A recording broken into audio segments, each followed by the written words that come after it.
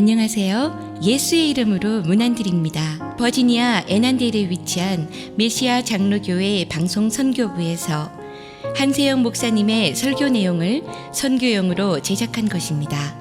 설교를 들으시고 예수 그리스도에 대해 알기를 원하시거나 예수를 믿고 신앙생활 하시기를 원하시는 분은 교회 전화 703-941-4447로 연락해 주시면 성심성의껏 도와드리겠습니다. 할렐루야. 감사의 달 둘째 주일입니다. 감사의 달을 맞아서 반드시 하나님께 더 감사할 수 있는 여러분 되시기를 주의 이름으로 축원합니다. 그러나 감사할 수 있는 여러분의 신앙 되시기를 축복합니다. 그것이 더 맞는 말이죠. 어떤 사람에게 천사가 찾아와서 3가지 소원을 들어주겠다고 했습니다. 그래서 이 사람이 어떤 소원을 아뢰까 하다가 한참 고민하다가 여러분 어떤 소원을 아뢰는 것이 가장 좋을까요? 여러분에게 천사가 찾아와서 나한테 3가지 소원을 얘기하라. 내가 다 들어주겠다. 그럼 뭐라고 얘기하겠어요? 권사님 뭐라고 얘기하시겠어요? 그런데 마침 옆에서 아내가 잔소리를 너무 하니까는 천사여 저 마누라를 데려가시고 더 좋은 새 마누라를 좀 주세요 했다는 겁니다. 그래갖고 그 아내가 죽었습니다. 그리고 장례를 치르는데 이상하게도 조문을 하는 사람마다 막 그 죽은 아내에 대해서 칭찬합니다. 그래서 남편이 생각해 보니까 정말 아무리 좋은 여자를 찾아도 그 아내만큼 좋은 여자는 찾기가 힘들 것 같았습니다. 그래서 이번에는 빨리 후회하고는 두 번째로 제 마누라를 살려주세요. 그래서 다시 살아났습니다. 자, 그러면 이제 몇 가지 소원 남은 겁니까? 아내를 죽였다 살렸다 하는 동안에 소원을 이룰 수 있는 기회는 한 번밖에 남지 않은 것이죠. 그렇다면 이제는 무엇을 소원해야 될까요? 정말 귀한 거를 해야 되잖아요. 그래서 고민을 많이 했는데 여러분은 정말 귀한 거 뭐를 하겠습니까? 해답을 찾지 못했다고 합니다. 그래서 결국 천사에게 지금 나에게 가장 필요한 것이 뭡니까? 라고 물었더니 천사가 받은 은혜에 감사하는 마음이다. 이게 가장 가치 있는 일이라는 거지요. 가장 소중한 것이라는 거지요. 사실은 우리의 소유가 우리의 마음을 언제나 충족시키고 언제나 우리에게 행복을 가져다 주는 것이 아니죠. 그래서 이 사람이는 마지막으로 받은 은혜에 감사하는 마음을 달라라고 했더니 그때부터는 무엇을 하든지 감사의 고백이 흘러나왔고 그때부터는 어떤 상황이 있든지 항상 평생 행복하게 살 수 있었다는 것입니다. 여러분의 소원은 무엇이라고 생각합니까? 정녕 지금 여러분에게 필요한 것은 무엇이라고 생각하십니까? 하나님이 여러분에게 무엇을 주시면 행복하다고 할 수 있겠습니까? 그러나 성도 여러분, 무엇이든 하나님이 주시는 은혜에 늘 감사하며 사시는 여러분 되시기를 주의 이름으로 축원합니다. 그것이 무엇이든 그래야 행복할 수 있다는 겁니다. 하나님이 지금 우리에게 주신 사람, 환경, 소유, 여러분 옆에 있는 분들 다 하나님께서 은혜로 주신 것인 줄로 믿습니다. 다 귀중한 것들입니다. 그러므로 우리가 하나님께로부터 무엇을 받았든지 늘 받은 것에 감사함으로 그것을 소중히 여길 줄 알아야 되고 그래야 행복한 것입니다. 진정 우리를 행복하게 만드는 것은 하나님이 주신 것이 무엇이든 그것을 통해 받은 은혜를 헤아려 감사할 줄 아는 마음이라 할 수 있는데요. 영어로 thinking precedes thanking이라는 말이 있습니다. 자막이 안 나와서 잘 모르시겠죠. thinking은 뭡니까? 생각하는 거죠. thinking은 뭡니까? 감사하는 거죠. 생각하면서 감사함이 생겨난다는 겁니다. 감사는 어디서부터 비롯되느냐? 생각하는 데서부터 비롯된다는 것입니다. 그래서 영어의 think와 thank는 어원이 같다고 합니다. 그러므로 누가 감사하며 사느냐? 그는 늘 무엇이든 깊이 생각하는 자라는 겁니다. 그러므로 여러분도 감사의 달을 맞아서 지난 한 해 동안 하나님께서 베푸신 여러분의 모든 삶을 좀 깊이 생각해 보실 수 있기를 바랍니다. 그러면 정녕 감사하지 못할 일이 없을 줄로 믿습니다. 우리가 발견하지 못할 뿐인 것이지 우리를 구원하시고자 우리를 택하신 우리 하나님은 우리의 연약함 때문이라도 언제나 우리에게 풍성한 은혜를 내리시는 것입니다. 이에 우리가 우리의 삶을 돌아보며 생각해야 할 주제는 바로 하나님이라는 겁니다. 왜냐하면 우리가 우리의 모든 삶의 주어를 하나님으로 두고 생각한다면 감사하지 못할 일이 없기 때문입니다. 이에 어떤 상황에서도 하나님 앞에 감사할 수 있는 사람은 영적 안목과 분별력을 가진 사람이라고 할 수가 있는 것입니다. 그는 그의 삶에서 일어나는 모든 크고 작은 일들이 진정 가치 있는 하나님의 은혜임을 분별해낼 줄 아는 사람이기 때문입니다. 앞을 보지 못하는 시각장애인에게 보석을 준다면 그 보석의 가치를 분별할 수 있을까요? 물론 훈련된 사람은 할 수 있겠죠. 그러나 앞을 보지 못하는 사람에게 보석은 그저 잘 다듬어진 딱딱한 돌덩어리 뿌리는 것이지요. 특히 아직 가공되지 않은 보석의 원석을 가져다 준다면 그것이 보석이라고는 조금도 생각하지 못할 것입니다. 그것은 눈이 온전한 우리 같은 사람이라도 전문가가 아니라면 잘 분별하지 못할 것입니다. 그러나 우리 삶에 주어지는 하나님의 은혜는 대부분 이와 같이 잘 다듬어지지 않은 원석과 같은 형태로 주어진다는 사실입니다. 오직 영적 안목과 분별력이 있는 사람만이 진정 그의 삶에서 가치 있는 보석과 같은 하나님의 은혜를 찾아낼 수 있다는 거죠. 그러므로 우리가 감사하는 삶을 살려면 먼저 우리의 모든 삶 속에서 하나님의 은혜를 분별해낼 수 있는 영적 안목을 가질 수 있어야 하는 것입니다. 이에 오늘 우리가 함께 읽은 본문의 저자인 사도 바울은 참으로 대단한 영적 안목의 소유자였음을 볼 수 있습니다. 그렇기 때문에 환난 중에도 즐거워한다, 감사한다라고 말할 수가 있는 것이죠. 로마서 전체를 살펴보아도 그것을 쉽게 발견할 수 있고 또 바울 서신 전체를 보아도 쉽게 발견할 수 있습니다. 그러나 오늘 우리가 읽은 본문만 보더라도 그가 이와 같은 대단한 영적 안목의 소유자라는 것을 알 수가 있는데요. 3절로 4절을 다시 한번 읽어보겠습니다. 시작. 다만 이뿐 아니라 우리가 환난 중에도 즐거워하나니 이는 환난은 인내를, 인내는 연단은, 연단은 소망을 이룬 줄 알미로다. 환난 중에도 즐거워할 수 있는 사람이 있을까요? 참 그런 사람은 별난 사람이죠. 그런데 바울은 환난 중에도 즐거워할 수 있었다는 것입니다. 왜냐? 그가 별내서가 아니라 그에게는 그 환난은 인내를, 인내는 연단을, 연단은 소망을 이루는 줄 아는 이런 그것을 볼 수 있는 안목이 있었기 때문이라는 것입니다. 성경 저자 가운데 이런 말을 한 사람이 또 누가 있을까요? 성경에는 하나님의 은혜와 우리 찬양대가 너무나도 본문과 정확한 섭리에 대한 찬양을 해주시는데 이 섭리에 관한 구전들이 많이 기록되고 있는데요. 그러나 바울보다 이처럼 총체적이면서도 간단 명료하고 확실하게 하나님의 은혜와 섭리를 정리한 사람은 없습니다. 로마서 8장 28절에서도 그는 우리가 알거니와 하나님을 사랑하는 자 곧 그의 뜻대로 부르심을 입은 자들에게는 모든 것이 합력하여 선을 이루느니라 라는 놀라운 섭리의 말을 했는데요. 바울의 신앙은 한마디로 은혜의 신학이다 할 수 있고요. 그것은 그가 그만큼이나 남보다 뛰어난 영적 통찰력을 가지고 있었기 때문에 그렇게 말할 수 있었음을 알 수가 있는 것입니다.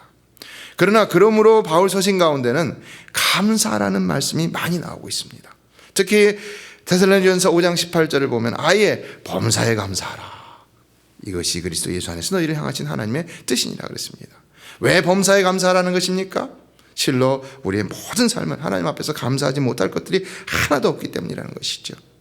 이러한 사실은 이것이 하반절에 이것이 그리스도 예수 안에서 너희를 향하신 하나님의 뜻이라는 말씀이 더 강력하게 증거하고 있다고 할 수 있는데요. 하나님께서 이처럼 우리에게 범사에 감사를 찾으신다는 것은 곧 하나님께서 우리에게 우리의 범사에 정말로 감사할 만한 은혜들을 베풀고 계시다는 증거가 된다는 겁니다. 이에 바울은 본문을 통해서 환난 중에도 은혜가 임하는데 환난은 인내를, 인내는 연단은, 연단은 소망을 이룬다는 놀라운 통찰력을 보여주고 있는 것입니다. 자, 그렇다면 본문으로 들어가서 먼저 바울은 왜 환난 중에도 즐거워한다는 것일까? 첫째, 그는 환난을 당할 때 벌써 그 환난을 통해 소망을 볼 수 있는 영적 안목이 있었기 때문이라는 것인데요. 자, 그렇다면 여기서의 소망은 무엇이겠습니까? 일반적으로 신약 성경에서의 성도의 소망은 하나님과 함께 사는 것입니다. 이것이 지금도지만 마지막에 궁극적으로는 완전히 우리가 얼굴을 대하는 것처럼, 얼굴과 얼굴을 마주 대하는 것처럼 그렇게 함께 살게 되는 거죠.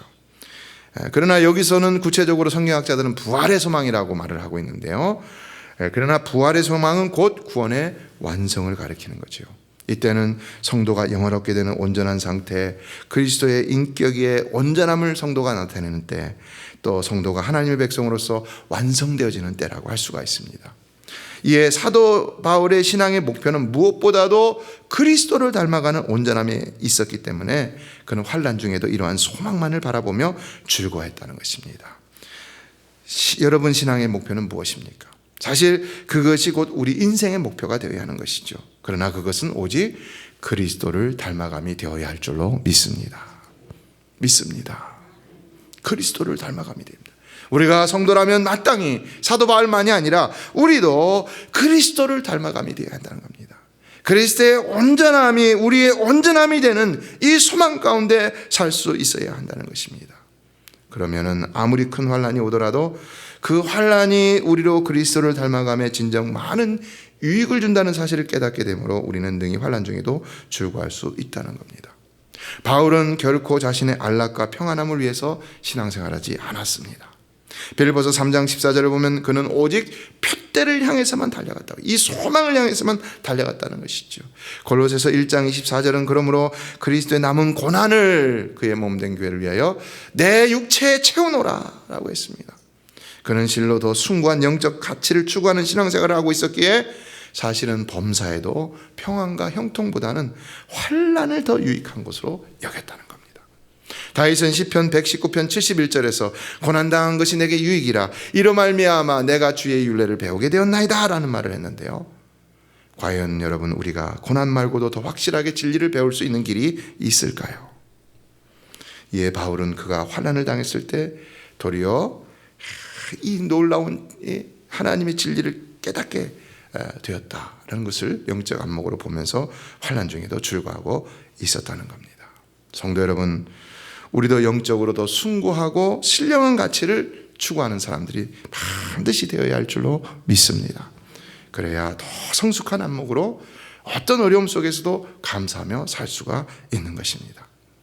환난의 터널을 통과하지 않고 더욱 성숙한 그리스도인이 될 수 있는 사람은 아무도 없습니다. 십자가를 지지 않고 그리스도를 닮아간다, 말이 되지가 않습니다. 인도의 우화 작가였던 필페이는 가시에 찔리지 않고는 장미꽃을 모을 수가 없습니다 라는 말을 했고요. 파우스트로 유명한 독일의 작가이자 과학자이자 철학자인 괴테는 고난이 있을 때마다 그것이 참된 인간이 되어가는 과정임을 기억해야 한다라는 말을 했습니다. 고난이 없이도 누구나 인정하는 성숙하고 온전한 인격의 사람이 될 수 있는가? 없다는 겁니다. 고난 없이도 우리 주님이 인정하시는 진정한 예수의 제자가 될 수 있느냐? 없다는 겁니다. 그래서 예수님은 말씀하신 것이죠. 아무든지 나를 따라오려거든 자기를 부인하고 자기 십자가를 지고 나를 좇을 것이니라. 인생은 오직 고난의 터널을 지나고 나서야 하나님 앞에서나 사람 앞에서나 더욱 소망 있는 모습으로 나타날 수 있는 것입니다. 둘째, 바울은 환난을 당하게 되었을 때 그 환난을 통해 소망으로 가는 길이 보였기에 즐거워했다는 것인데, 그 길은 어떤 길이냐? 그 길은 본문이 말하는 인내와 연단의 열매들이 놓여있는 길이라는 겁니다. 성도가 당하는 환난에는 반드시 그 환난에서 비롯된 인내와 연단이라는 열매가 주어진다는 것인데요, 그래서 그 인내와 연단이 성도를 더욱 온전케 하는 소망을 이룬다는 겁니다. 여기서의 환난은 뭡니까? 사도 바울이 복음을 전하다가 경험하게 된 생명의 위협까지도 받는 이런 핍박의 상황이라 할 수 있죠. 당시 성도들도 극심한 핍박 가운데 환난을 당하고 있었습니다. 그 환난도 역시 생명의 위협을 받는 그런 환난이었고, 그러나 누구도 피할 수 없는 환난이었습니다. 그럼에도 바울은 그 환난이 오히려 소망을 이루는데 더 유익하다, 그 환난을 피하려고 하지 말고 기꺼이 받아들여라. 왜냐하면 그 환난이 우리에게 인내와 연단이라는 더 가치 있는 신앙의 열매들을 가져다 주기 때문이라는 것입니다. 인내는 뭐길래 그것이 그렇게 귀하고 가치가 있는 것일까요? 인내는 헬라어 단어를 보면 히포모네라는 단어를 썼는데, 이거는 히포메노라는 단어가 원형입니다. 그런데 뜻은 최후까지 남는다, 참는다, 계속하다, 기다린다, 이런 의미가 있습니다. 뭔가 계속되는, 이 영어로 말하는 ongoing process, 계속되는, 그러면서 버티는 이런 성질이 있는 것을 볼 수가 있죠. 그렇다면 왜 인내가 성도에게 소망의 유익을 가져다 준다는 것인가? 왜 그렇다는 겁니까? 성도는 환난 가운데 비로소 인내를 통해 육체의 소욕들을 계속해서 참, 누가 나에게 환난을 줘도, 누가 나에게 시비거리를 줘도, 누가 나에게 유혹을 줘도 그런 것들을 다 참아내며 최후까지 기다리며 버틸 수 있기 때문이라는 것입니다. 이에 인내가 주는 1차적인 영적 유익은 절제라고 할 수가 있습니다. 성도가 환난을 당할 때 인내로서 믿음을 지키려 한다면 반드시 절제를 하게 되는데, 인내로 인한 절제의 특징은 뭐냐? 계속된 절제라는 겁니다. 계속된 절제. 그러면 우리 신앙은 계속해서 거룩함을 지켜내며 성숙하게 되기 때문에 이것이 아주 유익이라는 것입니다. 여러분은 인내하십니까? 히브리서 10장 36절을 보면 이렇게 말합니다. 같이 읽어볼까요? 10장 36절. 너희에게 인내가 필요함은 너희가 하나님의 뜻을 행한 후에 약속하신 것을 받기 위함이라. 너희에게 인내가 필요함은 너희가 하나님의 뜻을 행한 후에 약속하신 것을 받기 위함이라. 하나님이 약속하신 것은 뭡니까? 구원입니다. 그럼 인내는 무엇의 필수 요소라는 겁니까? 구원의 필수 요소라는 것입니다. 물론 하나님 우리에게 은혜로 우리를 구원하시지만, 은혜로 구원하시는 하나님의 섭리의 과정 가운데 반드시 우리의 인내라는 요소가 들어있다는 것입니다. 그러므로 구원받은 사람, 끝까지 구원을 이루는 사람은 그 모습 속에 인내의 열매가 반드시 있다는 겁니다.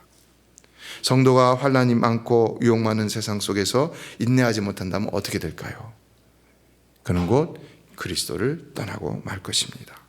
그러나 인내한다면 그는 도리어 늘 자기를 절제함으로 급기야 하나님의 뜻을 행하게 되는 것이지요. 그래서 이제는 육체 가운데 사는 자가 아니라 성령을 쫓아 사는 하나님의 사람으로 성숙하게 된다는 것입니다. 인내가 있습니까? 절제가 있습니까? 계속되고 있습니까? 눈을 뜨고 계십시오. 눈을 뜨는데도 인내가 필요하고 절제가 필요한 것 같아요.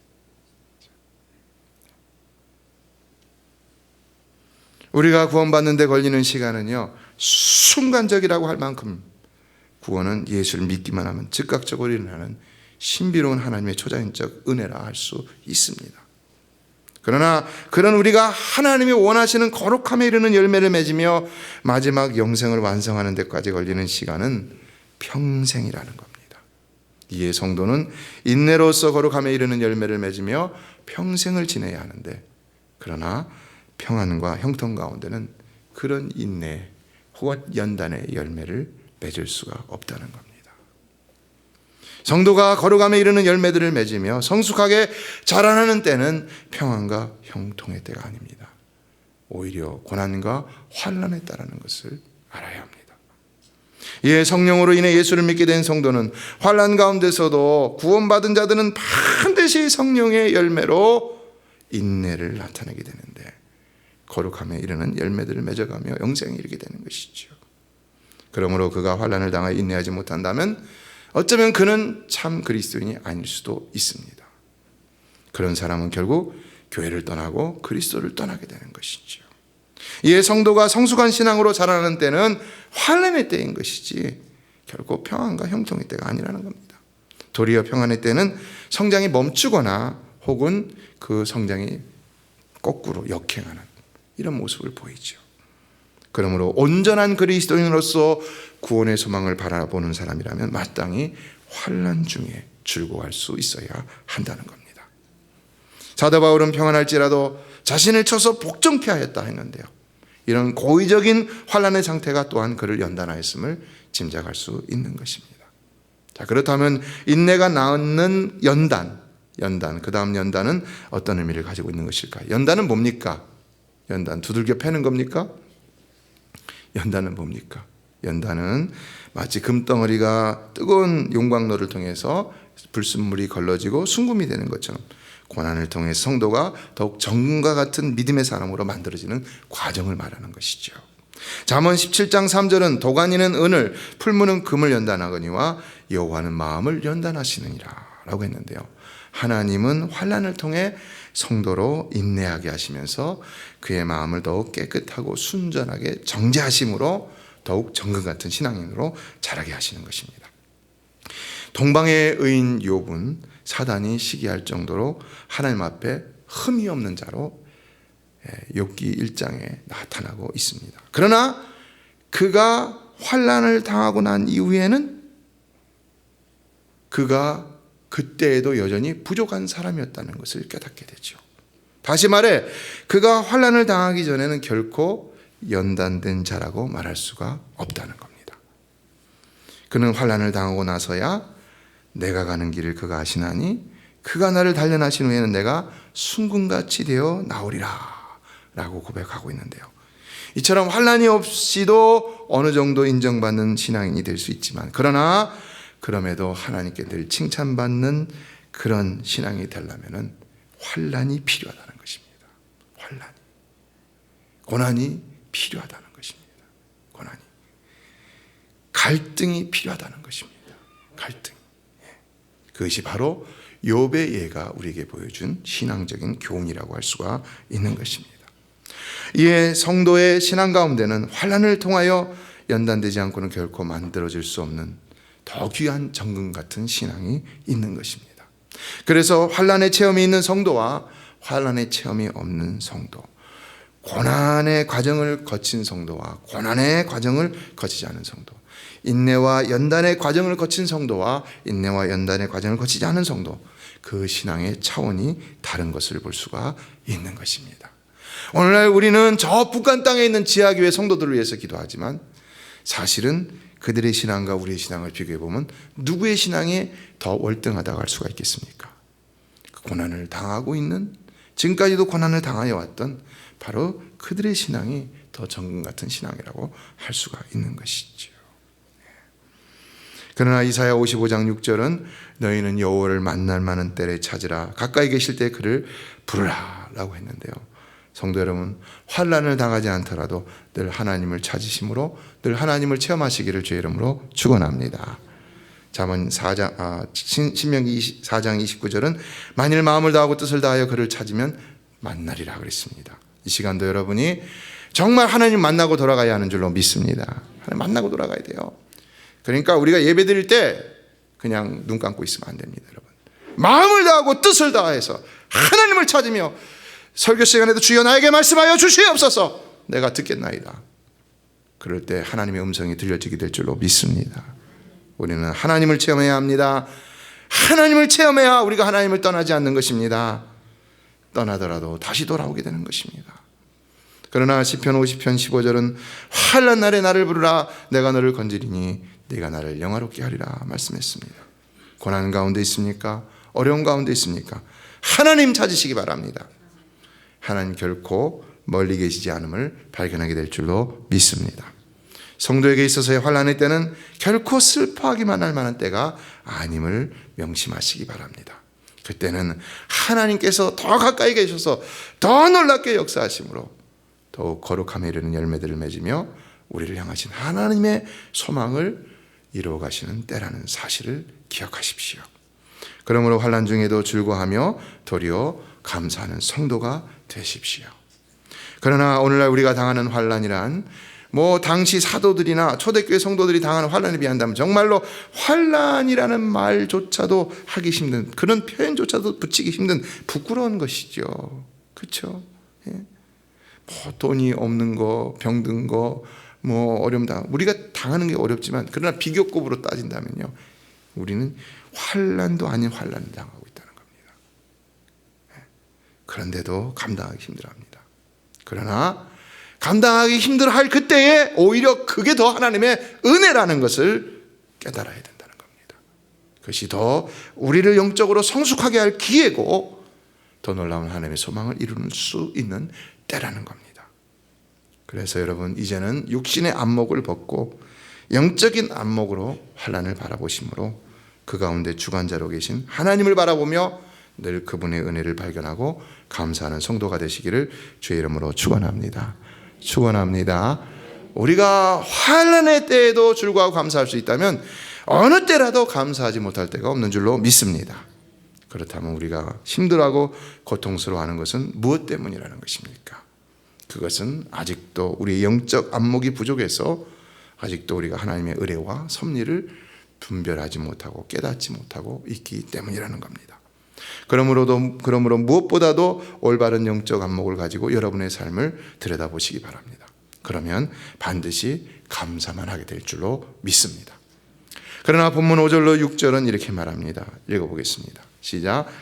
소망이 우리를 부끄럽게 하지 아니함은 우리에게 주신 성령으로 말미암아 하나님의 사랑이 우리 마음에 부은 바 됨이니. 우리가 아직 연약할 때에 기약대로 그리스도께서 경건하지 않은 자를 위하여 죽으셨도다. 성도 여러분, 우리가 진정 예수를 믿음으로 구원을 받은 자라면 연약하고 경건치 못하다고 해서 결코 부끄러워해서는 아니 될 줄로 믿습니다. 우리가 부끄러우면 예수님의 십자가가 어떻게 되는 겁니까? 부끄러운 것이 되는 것입니다. 그렇죠. 예수님은 우리의 그 연약함, 우리가 생각하기에 그 부끄러운 것을 위해서 죽으셨기 때문에 우리는 부끄러워할 것이 아니라 이제는 그 십자가 붙들고 또 하나님의 은혜의 보좌 앞에 나가야 하는 줄로 믿습니다. 우리에게는 아직도 그 십자가 때문에 강권적으로 부어주시는 성령의 은혜가 있는 것입니다. 그러므로 우리의 구원은 오직 예수 그리스도를 통해 경건치 않은 자에게 베푸시는 하나님의 보장된 약속이라는 것인데요. 이것이 언약인 것이죠. 이에 누구든 그리스도를 믿는 자는 반드시 구원을 얻는 것이고 그의 삶은 그가 깨닫든지 깨닫지 못하든지 반드시 하나님의 은혜와 섭리가 있는 것입니다. 따라서 성도라면 무조건 감사해야 됩니다. 깨닫지 못하더라도 감사하고 감사할 수 없더라도 감사하고 죽을 것 같더라도 감사해야 하는 줄로 믿습니다. 그러면 환난 중에도 능히 출구하며 행복한 삶을 살게 되는 것이고 그리고 언젠가는 그것을 깨달을 날이 오게 되는 것입니다. 말씀을 맺습니다. 닉 부이치치라는 장애인 목사님이 있습니다. 그는 팔도 다리도 없이 태어났습니다. 그래서 8살 이후 3번이나 자살을 시도했습니다. 그러나 죽지 않고 놀랍게도 그 모든 장애와 시련을 극복하고 정상인들이 다니는 중고등학교 학생회장을 지내고 또 대학을 성공적으로 졸업을 했습니다. 그는 팔다리가 없어도 왼쪽 발에 있는 2 발가락을 사용해서 글씨를 썼고 발 뒤꿈치와 발가락을 이용해 컴퓨터와 타자 치는 법을 터득해 공부를 마쳤습니다. 그리고 그 몸으로 낚시도 하고 스케이트보드도 타고 서핑도 하고 드럼도 치고 골프도 치고 저와 여러분보다 훨씬 더 행복하게 살고 있습니다. 그렇다면 행복할 수 없는 그를 이렇게 행복하게 만든 힘은 과연 어디서 나온 것일까요? 그것은 도리어 하나님이 그에게 주신 환난 때문이라는 겁니다. 그는 하나님께 팔다리가 생기게 해달라고 기도했다고 합니다. 그러나 하나님은 그에게 도리어 그의 할 일을 사명을 일깨워 주셨다, 가르쳐 주셨다라고 합니다. 그것이 무엇이냐? 그것은 그 모습과 이 연약한 모습과 그런 것을 통해서 하는 그의 삶으로 많은 이들에게 영감을 주는 것임을 깨닫게 해주셨다는 것인데요.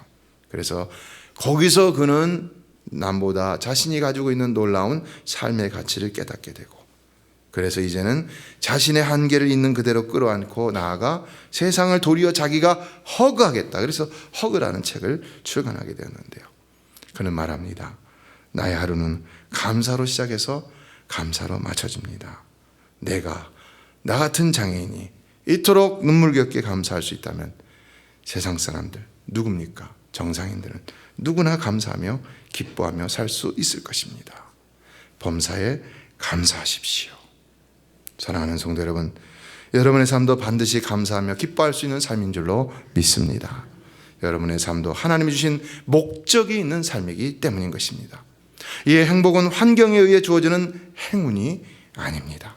그것은 자신의 삶을 주신 하나님의 목적을 깨닫고 감사하는 자에게 주시는 하나님의 축복의 선물인 것입니다. 사람들은 찾기 어려운 이 행운이라는 꽃말을 가진 네잎클로버를 찾기의 혈안이지만 그러나 행복이라는 꽃말을 가진 세잎클로버는 지천에 널려 있다는 사실입니다. 뭘 얘기해 주고 있습니까? 행복은 멀리 있는 것이 아니라 나의 삶 가장 가까운 곳에 널려 있다는 겁니다. 그 지천에 널린 나의 평범한 일상들이 곧 나의 행복이 될 수 있는 것입니다. 하나님은 그 평범한 내 삶의 조각들을 통해 나를 위해